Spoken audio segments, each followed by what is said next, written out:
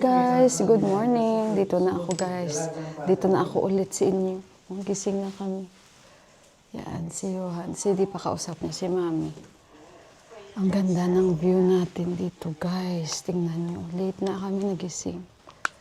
Sobrang foggy dito. Ikot ko kayo. Yan. Aste. Sobrang ganda. Nag-ikot si Kuya. Pinapatay niyo ng ilaw. Way tuturom rubi, Budani, Gianni, Ira, way turom rito. Kasi nga sabi ko sa inyo ang mga rooms dito may mga names. Ayan, Tara. Ayan, dito muna tayo guys kasi ang ganda ng views. Sabi ni Manish Bay, total rooms or total lodge dito is 19. Grabe, parang umuulan. Kasi nga sa sobrang foggy dito. Yung about sa Tigre or Rhino, may mga pader naman. Ikot ko kayo dito. Ayan, mga lodge din dyan. Oh. Mas malayo pa ito sa Chitwan, guys. Ang layo nito. Ang Chitwan doon pa yun. Mamaya, hindi na tayo makapunta doon para yan yung pinaka-last. Yan. So, maganda guys kasi accessible lahat. I mean, may heater. Nakatulog kami. Dahil may heater. Gusto ko kayo ikot dito. May malaki sila parang garden dyan. Doon. Ikot ko kayo. Yan yung mga lodge. Yung mga pangalan. Ishitara. Ikot ko kayo. Naantay lang namin si Manish. Johan, come here. Nagbibideo si Johan. Ratuwi, Ganga. Yan. May mga ano dyan. May mga guests. And Pinky. Tapos si Pinky, Gauri.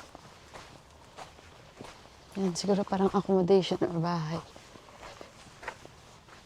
Yan, si Kushila. So, ganitong style nila. Yan.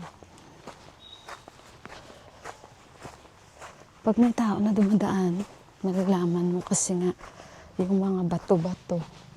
Grabe, parang naulan dito guys. Tignan nyo naman, basang-basa dahil nga akala mo umulan.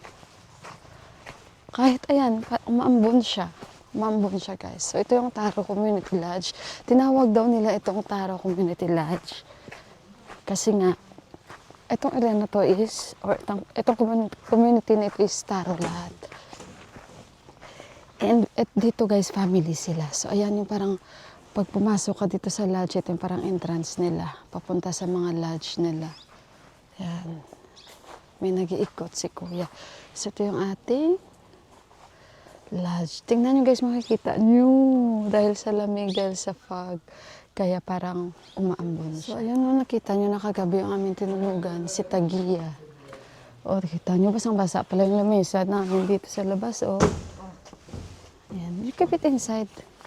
So, ngayon guys, mag-breakfast kami. Nag-order na kami kagabi yung per night sa mga ano dito, lodging room is 6,000 Nepali rupees. So, actually, nag-ano lang kami guys, mabilisan lang ito para si Johan, ma-refresh lang siya. Kasi nga, wala talaga siyang time. And sobrang ng schedule nila. May isang parent nga na parang hindi naman siya nagreklamo, nag-ano lang siya guys ng concern niya kasi sinabi niya yung anak niya parang nakakasama na lang nila, parang umuwi na lang siya ng bahay, kain at tulog, tapos pasok na naman sa school. And yung schedule nila ni Johan, lalong-lalo extreme yung lamig, parang yung bata nakakaawa, sabi ng isang parent doon. Mabuti guys, nag-reach out sila, so kaya nag-agree ako doon. Kasi ganun naman dapat, diba? Isipin natin, syempre yung mga bata, hindi nila ng pahinga. Dito guys, grabe sila.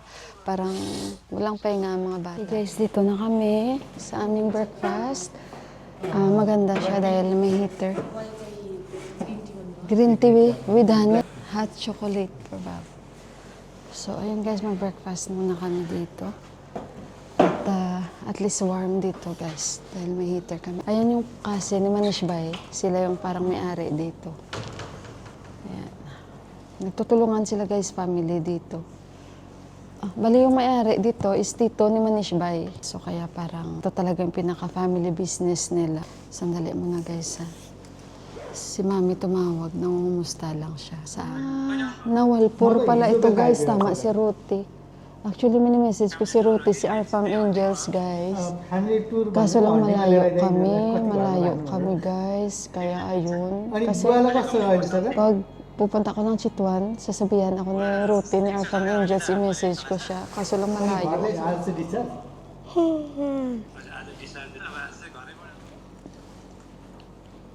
Okay guys, so sa akin green tea with honey, and si Deepak black coffee, and si Johan hot chocolate. Ayan, drink muna tayo ng warm water. You have to drink warm water, no? This is boiled water, not warm water. You can mix this one here. Yeah, it's okay, it's there already. Yeah, thank you. Tita, butter, anak. Jam. Yan silang honey, butter. Thank you. Yan, butter, jam. Okay guys, so ito yung simple breakfast nila, sunny side up. And ito yung hash brown nila. Sabi niyo, excited ako sa hash brown, mama. May kamatis at yung, how you call these leaves? Nakalimutan ko. Tsaka toasted bread.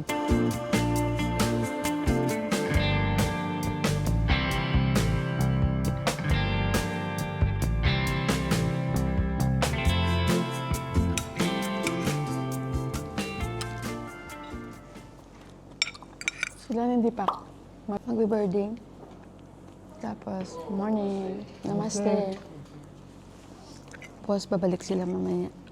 May ano, andyan si Manish Bhai. Manish Bhai, come. Good morning. They will bring for you. Come, sit down. No, dear, I will eat there. Good morning. Good morning. Yan si Manish Bhai. Follow ha, his YouTube channel. What is your YouTube channel? Okay, later you check first. You drink first coffee. I just ordered. Sit down with us. Okay. Time breakfast. Manish Bhai, guys, is fed up here already with the food. Sabi niya sa akin.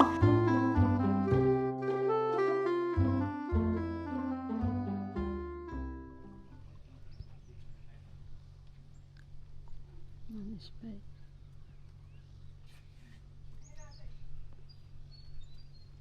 Okay guys, naghahanda na kami ni Johan. Ayan.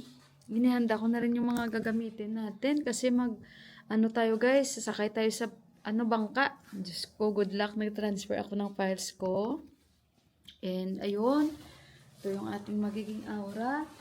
And magla-lunch kami. And sila ating ni Deepak, parating na sila. Nag-birding muna sila ni Manish Bhai. So medyo may araw na. Ito yung view sa higaan ni Johan guys. Na sa bintana. Sandali, mag-ano lang ako ng chiniglas ko.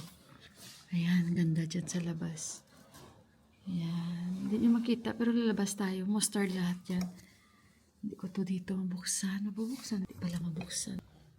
Ready lang kami kasi pagdating na sila hindi pa tayo ay kakain. At bura na tayo. Naglilipat lang ako ng mga files para may ano tayo guys. Meron tayong mga extra na pambato mamaya. And gagamitin ko tong 360 natin para guys, makuha lahat yung paligid natin. So, ayun. Mamaya ulit, guys. Yan lang muna yung update. Antay na kami ni Johan. Konti na lang at kakain na naman tayo ng lunch at lalarga na. Okay, guys. So, let's ride the boat. Diyos ko. Magsafari na tayo today. Ayan yung ating tuk-tuk. Ito ang isang way doon. Yung isang way. May turista doon. Dumaan ako sa harap niya. Sabi niya, hello. Sabi ko rin, hello. Bait niya kasi neighbor lang kami. Thanks for visit daw. Oh. So, ito yung kanilang entrance na pasukan natin kagabi. So, ayan. So, yung tuk-tuk. Namaste. Ito yung parang community nila dito. Ayan, Taro Community. Welcome to Taro Community Lodge. Yan yung sasakyan for safari. So dito tayo sasakay guys. Sa tuk-tuk.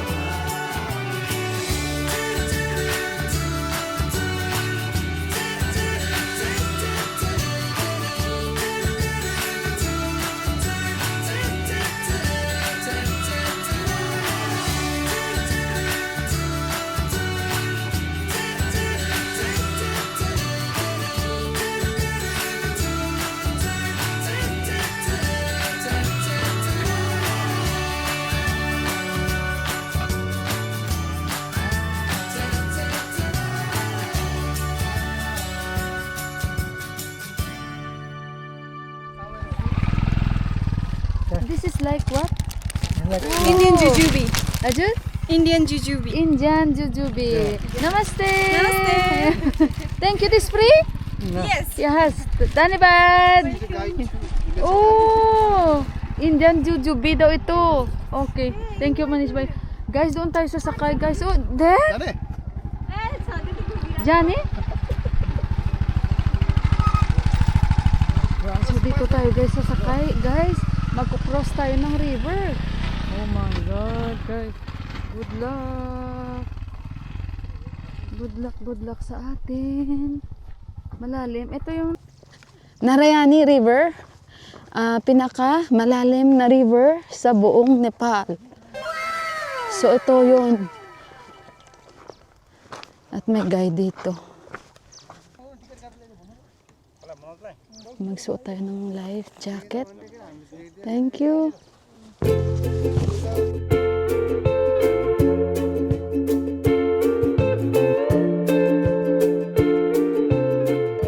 Tara. Yun, doon tayo sasakay, guys. Ang sarap pala ito.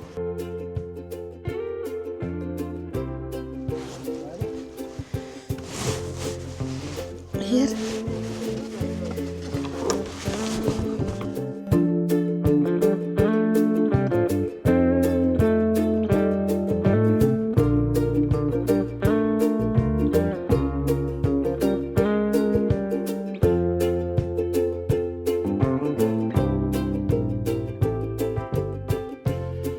Ang sarap ng binigay nila.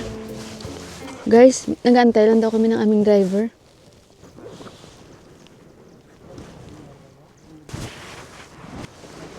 Hindi naman ako kinakabahan ng sobra. First time ko kasi mag-ano dito sa guys, no? Sa pinakamalalim na river ng bansang Nepal. So first time. What is that he's bringing? We are going to the, you mean he's the driver for the jeep? From your lodge, this one.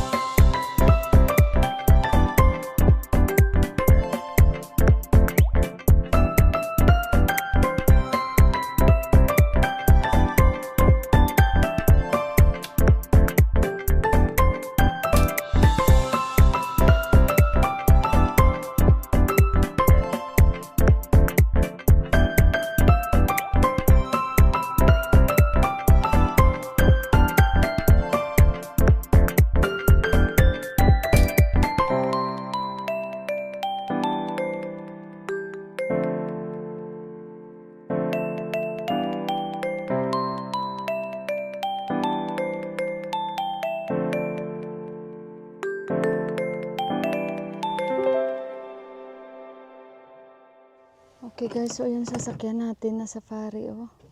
Yan, mag-safari tayo. Lagay nila yung diesel doon. Yung sasakyan natin. So ayun guys, thank you Lord na ano tayo, na-cross natin yung pinakamalalim na ng river ng Nepal. Just keep in the car. Look, people here. No, there is okay. Give to Manish uncle. Sasakay na tayo. You go up na anak. Go na anak. Tara, so ito guys, Taro Community Lodge. Meron din sila. May package. You have package also, yeah? Yeah, package. Safari tour. Hotel Lodge. Teka lang guys, isko po tayo dito sa likod. Yeah. Ayan. Guys, naka-ready rin natin 360. At the same time, nag-vlog tayo. O, diba? Isip. Ayan. Nagre-remind lang si Manish Bay. Safari time. Careful by those branches. Yeah. Not touch any grasses. And then start.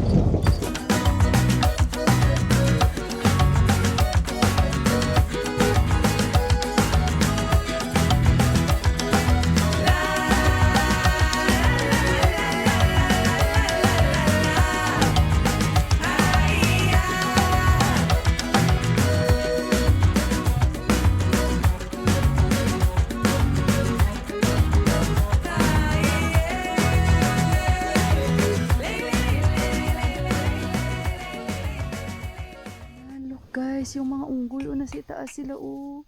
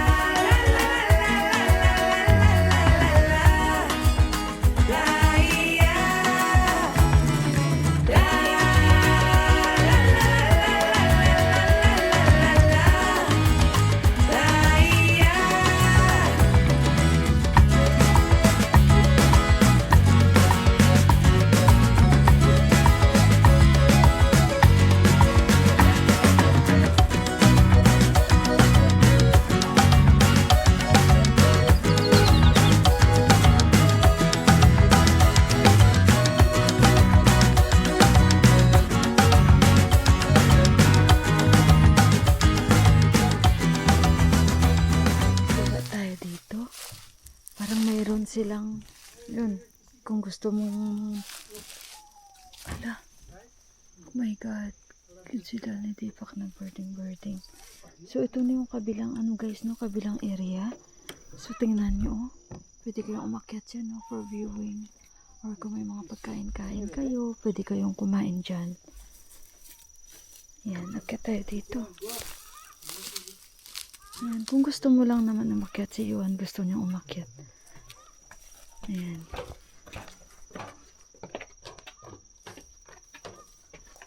Ayan. Tara.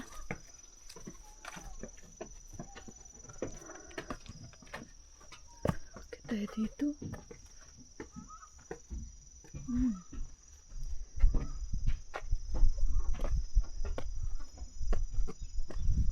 Grabe no. For viewing, kung gusto mo makita ang buong jungle. Paano para pag umakyat kami dito tapos may tigre din umakyatan, huwag naman, hindi naman siguro.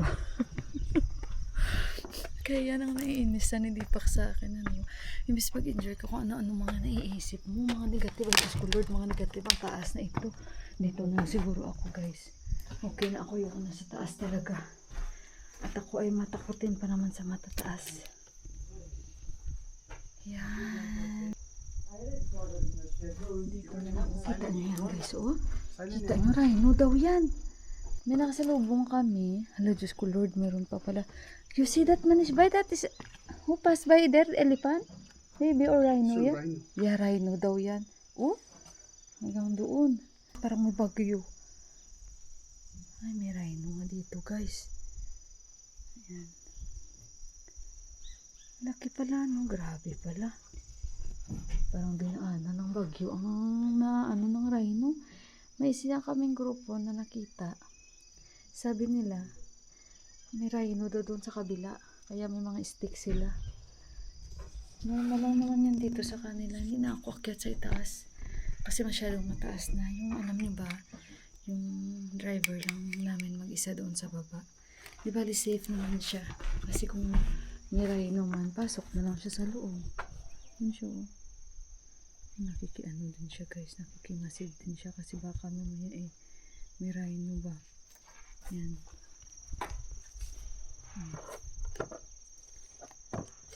Yan. Ayoko na umakyat sa taas guys. Okay na ako dito. Yan. Common na talaga sa lugar nila ang rhino, no? Dito. Marami talagang rhino dito. Tigre marami din. Yan. Ayoko na umakyat sa taas. Dito na lang tayo. Tapos balik na naman tayo guys. Tawid na naman tayo sa dagat. Tapos hindi ko alam kung ano pang plano. Basta, ano bang araw ngayon? Today is Tuesday, Wednesday, bukas. Si Yuan. Yuan, you see though? That is for rhino, Yuan.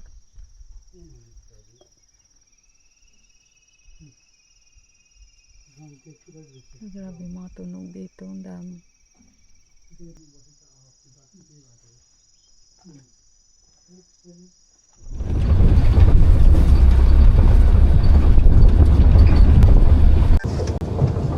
Okay guys, palabas na kami. Sakay na naman tayo sa bangka. So sinusulit nila ni Deepak para ano sila, makapag ano ba siya, makapagkuha pa sila ng gandang mga ibon pa.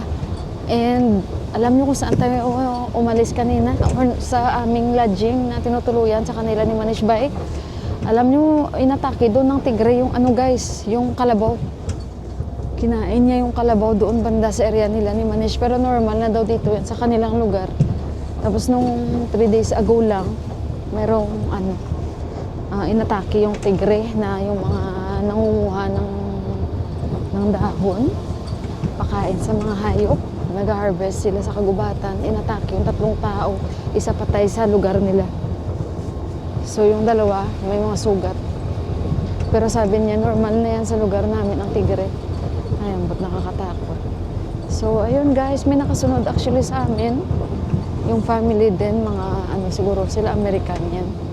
Safari din sila, may anak silang lalaki. Siguro nasa 7 years old. Hanggang. So ayun guys, at medyo malamig na at mag 5 o'clock na. At ayun, sasakay na naman tayo sa bangka.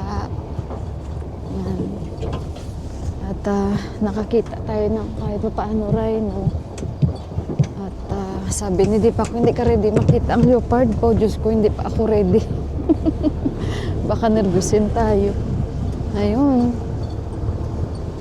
So tara na. At pabalik na rin kami. Dahil sobrang lamig na dito guys. Pero ang ganda. Sa pakiramdam. Okay guys.